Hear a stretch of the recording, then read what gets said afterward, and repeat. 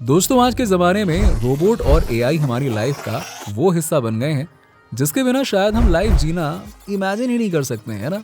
अरे सीधी सी बात है, अब चैट जीपीटी की मदद से सवाल पूछना हो या फिर गूगल मैप से हेल्प लेना हो रास्ता ढूंढने के लिए, नहीं तो भटकते रह जाओगे।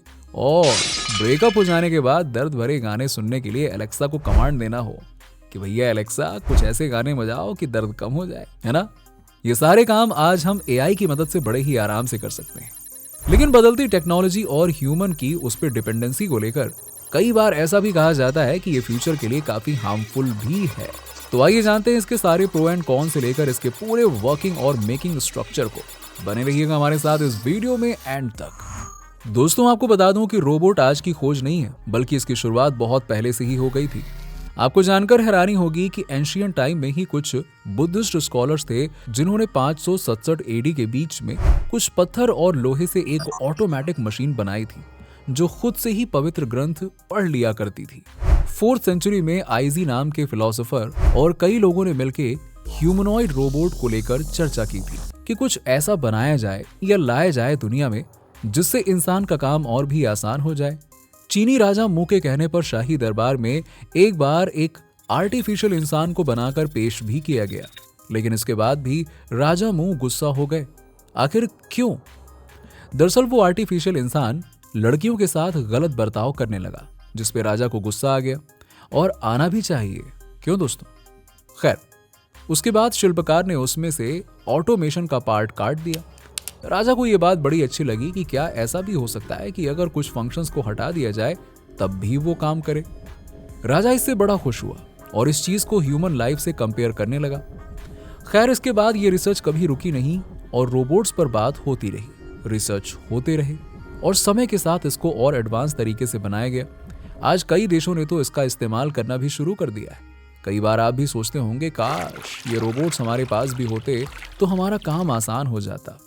वैसे साउथ कोरिया इस काश वाली रेस से काफी आगे निकल चुका है, क्योंकि इसने रोबोट्स का लुत्फ उठाना शुरू कर दिया है, जिसमें मैन्युफैक्चरिंग एंड हेल्थ केयर के सेक्टर में इसका इस्तेमाल सबसे ज्यादा है। इसी के साथ ही चीन, जर्मनी, जापान भी बहुत तेजी से इस काम को प्रोग्रेस में लाने में जुटे हुए हैं।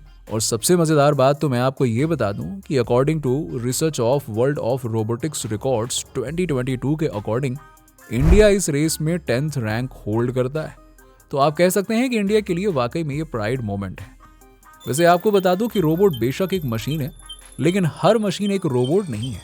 जैसे इंसान जैसे दिखने वाले इन रोबोट के पीछे न जाने कितनी आईटी टीम्स का हाथ होता है, न जाने कितने डिपार्टमेंट्स काम करते हैं, न जाने कितने लोगों का हाथ होता है।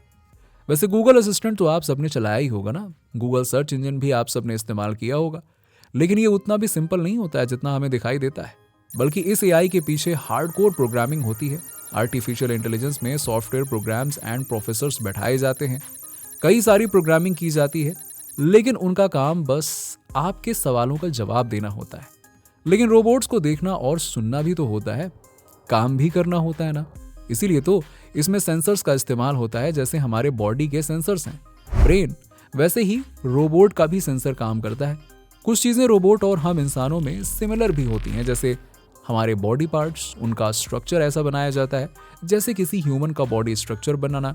इंसानों में दौड़ने भागने की भी अपनी क्वालिटी होती है, तो भाई रोबोट में भी तो होनी चाहिए ना।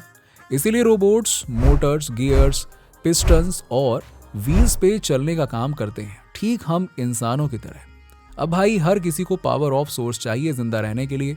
जैसे इंसानों का सोर्स ऑफ पावर क्या है, आप बताइए कमेंट सेक्शन में। तब तक मैं आपको रोबोट के सोर्स ऑफ पावर के बारे में बता देता हूँ। रोबोट का सोर्स ऑफ पावर शायद आपको जानकर थोड़ी हैरानी होगी, लेकिन यही सच है दोस्तों कि इसका source of power battery, air और पानी है। चूंकि रोबोट एक तरह का मैकेनिकल डिवाइस है, ऐसे में उसे अपने पावर सोर्स को कूल रखने के लिए एयर और वाटर की जरूरत होती है।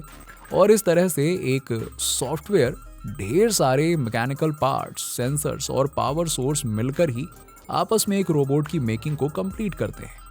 लेकिन हाँ, यहाँ पर एक सोचने वाली बात यह है कि क्या रोबोट हम इंसानों के लिए खतरनाक हो सकते हैं और इंसानों को ही ओवरटेक कर सकते हैं क्या, जैसे कि हमारी कई मूवीज में दिखाया भी जा चुका है? तो बिल्कुल ऐसा पॉसिबल है, लेकिन इसे बनाने वाला इतनी अथॉरिटी एक मशीन को कभी देगा नहीं। उसके लिए भी ये नुकसानदायक हो जाएगा कि ये भी एक अहम पॉइंट है। वैसे दोस्तों, रोबोट नाम सुनकर आप सबको पहले किस मूवी के नाम याद आता है? आप मुझे कमेंट सेक्शन में कमेंट करके बता सकते हैं। वैसे मुझे तो रोबोट मूवी के चिट्टी का नाम सबसे पहले याद आता है। वैसे मैं आपको बता दूं कि ऐसी ही एक मजेदार शॉर्ट फिल्म है यूट्यूब पर। इस पे इंडिया के Oscar winner Indian film maker and writer Satyajit रे की लिखी हुई मूवी का नाम है अनुकूल, जो कि काफी अच्छी और वक्त से आगे लिखी हुई शॉर्ट फिल्म है। दोस्तों, इसमें रोबोट एंड इसके फ्यूचर प्रोडिक्शन भी कम समय में अच्छा बताया गया है। खैर, आपको बता दूं कि आज के समय में रोबोट का इस्तेमाल कई जगहों पर होने लगा है। ऐसे में जो एक सवाल अक्सर उठता रहता है वो ये है कि क्या सचमुच इंसानों का अस्तित्व मिट जाएगा रोबोट्स के इन्वेंशन के बाद? और क्या सच में आने वाले समय में एआई इंसानों के लिए खतरनाक हो सकता है? तो आइए इसका भी जवाब ढूंढ लेते हैं। अब आप ये तो जान गए होंगे कि रोबोट आया कैसे इस दुनिया में, लेकिन इसके बाद फ्यूचर कैसा होगा ये बड़ा सवाल है। आपने एलॉन मस्क का नाम तो सुना ही होगा ना, जिनकी टेस्ला कंपनी आज इतनी ग्रो कर रही है कि दुनिया भर में उसके चर्चे और अप्रिशिएशंस हैं।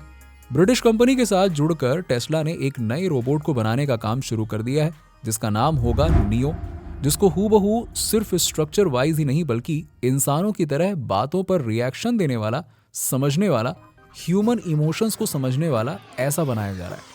आपको ये भी बता दूं कि दुनिया का पहला बोलता चलता रोबोट 1966 में लाया गया था, जिसका नाम शेकी था। दोस्तों, आज के समय में ऐसा माना जा रहा है कि ये एआई, जिसे आर्टिफिशियल इंटेलिजेंस कहते हैं, एक सामाजिक बदलाव भी है जो हमारी लाइफ आसान बना देगा, पूरी दुनिया को बदल कर रख देगा। और दोस्तों, चैट जीपीटी आप सब जानते ही होंगे, जिसकी मदद से हमने अपने कामों को कितना आसान कर लिया। लेकिन जरा रुको दोस्तों, इस पर हद से ज्यादा डिपेंडेंसी बहुत ही ज्यादा खतरनाक भी है आगे आने वाले समय के लिए। वैसे आपको बता दूं कि माइक्रोसॉफ्ट कंपनी ने चैट जीपीटी के क्रिएटर्स को 10 बिलियन दिया है। इनके लिए जब चांद पर जमीन खरीदना आसान हो गया है तो ऐसे बड़े बड़े इन्वेस्टमेंट छोटी मोटी बात है। खैर दोस्तों, आगे का समय बहुत ही इंटरेस्टिंग होने वाला है, लेकिन इसी के साथ ही साथ कहीं ना कहीं कुछ लिमिटेशंस भी आएंगी। आप अपनी नौकरियां बचा लो, क्योंकि बहुत की नौकरियां जाने वाली हैं इस रोबोट इन्वेंशन से और आर्टिफिशियल इंटेलिजेंस से, क्योंकि इनके सिर्फ नाम में ही आर्टिफिशियल लगा हुआ है। इनके काम बड़े रियल वाले हैं, आपसे भी ज्यादा रियल।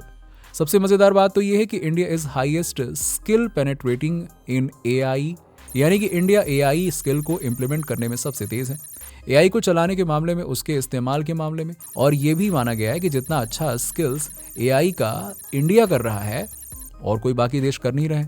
और दोस्तों, आपको बता दूं कि according to Stanford university's annual AI index 2023 report, AI में मैक्सिमम इन्वेस्ट करने वाले देशों में इंडिया 5th नंबर पे है। चलिए, रोबोट्स के बारे में एक और इंटरेस्टिंग बात आपको बता देता हूं। दोस्तों, आपको जानकर हैरानी होगी, लेकिन इंसानों के बाद अब रोबोटिक डॉग्स बनाए जा रहे हैं जो पार्ले जी तो नहीं खा सकते हैं। क्यों? सही कहा ना।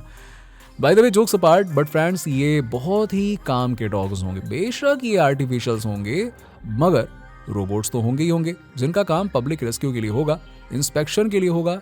ये डॉग सूंघ कर बेशक चीज़ों का पता नहीं लगाएंगे, लेकिन हाँ, आर्टिफिशियल इंटेलिजेंस की मदद से इंस्पेक्शन से लेकर सस्पेंशन तक करवा देंगे। तो है ना मज़ेदार बात। ये डॉग्स बेहद ठंड में भी काम कर सकते हैं और नेचुरल डिजास्टर, मुश्किल से मुश्किल हालातों में भी ये काम कर सकते हैं। इन्हें ऐसा मॉड्यूलेट किया गया है। तो दोस्तों, हमने आपको रोबोट और एआई के बारे में इतनी यूजफुल इन्फॉर्मेशन दी है, और उम्मीद है दोस्तों कि आपको ये जानकारी लेकर उतना ही मजा आया होगा और समझ आया होगा कि future of robots and AI वाकई में कितना एक्साइटिंग होने वाला है। अगर आपको वीडियो की जानकारी पसंद आई हो तो आप इसको लाइक करें, शेयर जरूर करें, और अगर ऐसे ही मजेदार और नई नई चीजों के बारे में जानना चाहते हैं तो चैनल को सब्सक्राइब भी कर लें। मिलते हैं आपसे अगले वीडियो में।